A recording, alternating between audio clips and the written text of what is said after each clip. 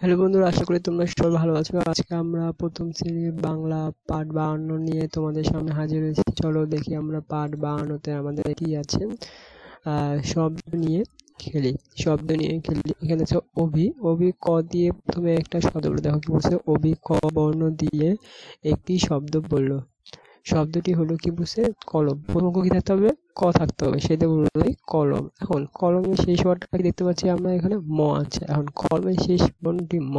এখন তুমি সেই ম শব্দ দিয়ে কি বলবে, একটা শব্দ বলবে। দেখো, তুলি ম দিয়ে একটি শব্দ বলবে, সেটি হলো ময়ূর। এখন ময়ূর বানামের লাস্টে কি আছে বন্ধুরা, আমরা দেখতে পাচ্ছি লাস্টে আছে র। এখন ময়ূর শব্দের শেষে র আছে, রাফি।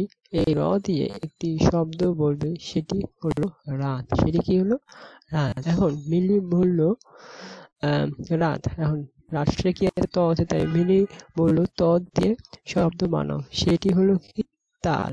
এখন তুমি ল দিয়ে একটি শব্দ বলো। এভাবে তোমরা খেলাটি চালিয়ে যেতে পারো। আমাদের ল দিয়ে কি হতে পারে, ল দিয়ে লাটিম। কি হবে, লাটিম। লা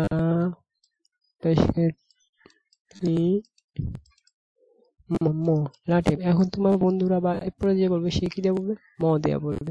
ম দিয়ে বললো মাটি, মাটি দেওয়ার পর ট দেয়া। এভাবে এক একজন ট দেওয়া বলবে, তাদের টপ। তবে পরজন কি বলবে, ব।